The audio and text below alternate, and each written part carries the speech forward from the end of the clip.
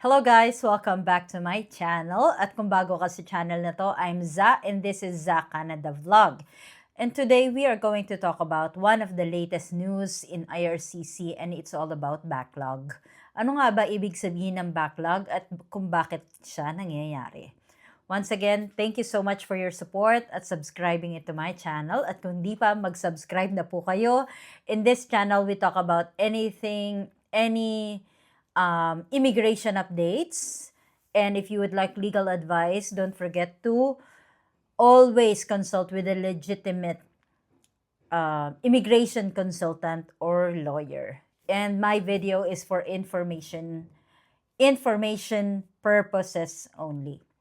Okay? So once again, we're going to talk about the latest updates about backlog at kung ano ang ibig sabihin niyan, panoorin hanggang dulo.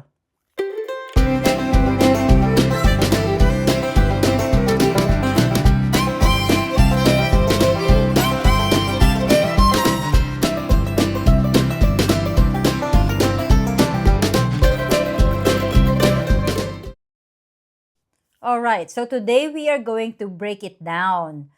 Kung ano ba ang ibig sabihin ng IRCC backlog and application inventory. And with regard to wait times and what it means. Okay? So what does inventory mean? Express entry backlog and bakit nga ba ito nangyayari?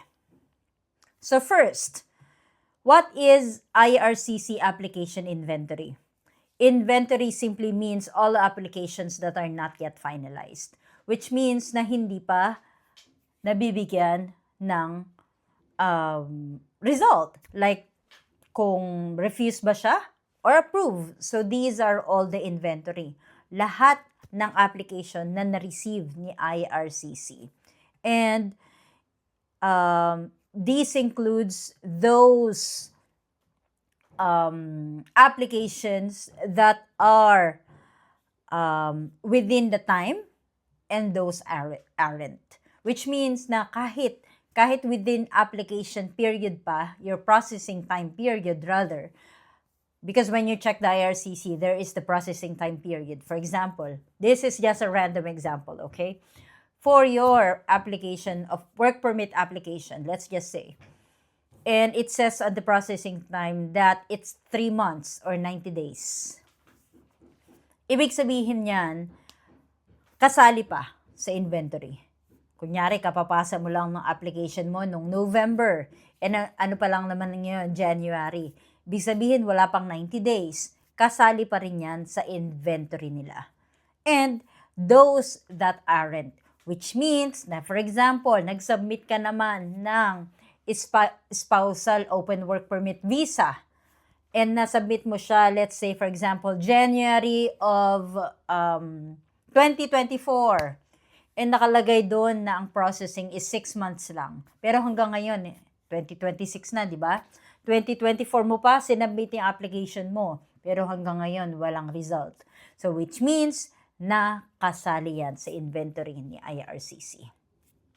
So once again, IRCC says they aim to process 80% of applications within their service standards, meaning lahat ng applications na exceed that time frame get labeled as backlog. Okay? For example, express entry has a service standard of 6 months. So 6 months siya pinaprocess from the date that they receive your complete application. Family sponsorship may have 12 months. So kung ini-sponsor mo si pamilya mo. And study work permits have 60 to 120 days depending on category.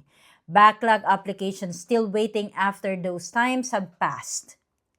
Okay? Which means na if it's over the waiting period, yun nga, if it's over the processing time na iniligay nila doon sa website nila, that means it's backlog. So, different siya sa inventory na sinasabi ko nga sa kanina. Inventory, ito yung kalahatan ng mga application na na-receive nila, while backlog, meaning doon sa mga applications na lumagpas na sa processing time period. And here is the latest snapshot from IRCC stats. As of November 30 of 2025, total application across all categories is 2.1 million. Hindi ko nababasahin yung mga iba't iba, but approximately, it's 2.1 million.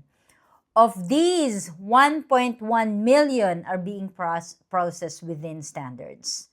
Okay? So, yung out of 2.1 million across categories, across all of the express entry categories, 1.1 million lang yung na-process within standards. Basically, may 1 million pa that are counted as backlog, meaning they're past their service standards. Okay? So, express entry itself, backlog, jumped from 27% to 32%, and this is the highest percentage as of October or since October 2022. Okay?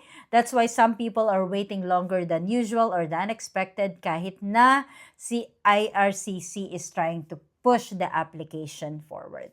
So I'm going to try to break it down by category. When it comes to permanent residents, inventory is rising, which means na about 941,000 application in the system, only 45% lang yung within standards, leaving about 515,000 backlogged. Express entry and PNP. Express entry backlog is 32%, while express entry linked PNP applications are even higher, like 53% backlog. Study permits and work permits, ito medyo mas mabilis siya ng pa-process kasi good news siya. Study permit backlog decreased from 41% to 36%. Work permits drop a little too. But both still higher than ideal. Pero at least napaprocess siya na mas mabilis kesa sa mga ibang categories. Siguro kasi, syempre kakailanganin ng employer, yung mga nag-iintay ng approval ng work permit, and at the same time, pag study permit naman, they have to make sure that they process it as soon as possible. Kasi nga, nag-i-start yung school year. May target school year yan di ba? Okay. And going back, visitor visa and citizenship, visitor visa stuck at 57% backlog, while citizenship backlog went up slightly to 23%. So let's just look at the reasons why the backlog is so big. The first one is high application volume. Lots of people are applying. There is so much category in express entry right now, right? And imagine all of those categories, and there are so much permanent residencies pathway in Canada. If you're going to check the IRCC website, there are a lot. Hindi lang yung basta-basta nakikita natin like na PNP, education, trades, pathway, ano pa ba, isa French, yan, nadagdag pa yan. Hindi lang yan, may mga iba't ibang pathway pa for permanent residency at kaya lumalaki yung application. Limited processing resources, which means that probably hindi enough yung tao. Hindi enough yung system para ma-check isa-isa yung applications. There are so much complex files that need extra verification. These applications came from different countries, right?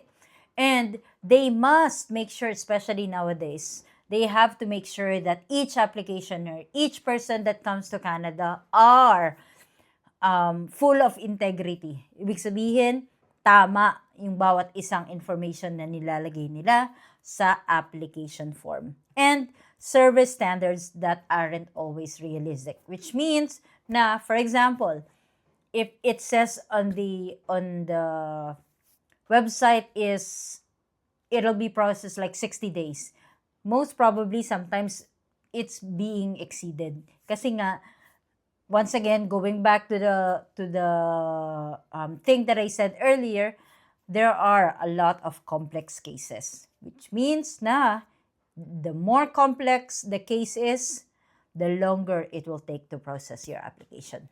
And here's what you can do while waiting. You always have to track your application through your IRCC account or through MyCIC or GCKey. Submit complete and accurate documents. Huwag nang paulit-ulit. Pag may nakalimutan na document, ang hirap kasi na, for example, ay nakalimutan ko pala na i-attach tong ganito. O kaya, iintay mo pa si IRCC na magtanong sa'yo may ganito ka ba? So make sure na lahat ng kakailanganin para sa iyong dokumento or para sa iyong aplikasyon is in-attach mo na. Okay? And check IRCC processing times regularly because it changes. It changes bawat araw. Minsan weekly, minsan monthly. Nag-change yung application times. And don't panic if you're slightly past the standard. Kasi backlog exists for many applicants. Hindi porket wala ka pang nare-receive na ang tawag dyan, na update with regard to your application, it only means that you are losing hope. No, there are so much backlog, which means that they are processing so much applicants. Malay mo na kasunod ka na pala or nasa queue ka lang, kaya hindi pa nakikita yung application mo. Okay, so that should be it for this backlog and inventories. I hope may natutunan kayo sa video na to. Don't forget to share and subscribe and like my channel or my video. At laging tatandaan, hindi kailangang maraming pera, basta may peace of mind. And once again, my email address is shown below.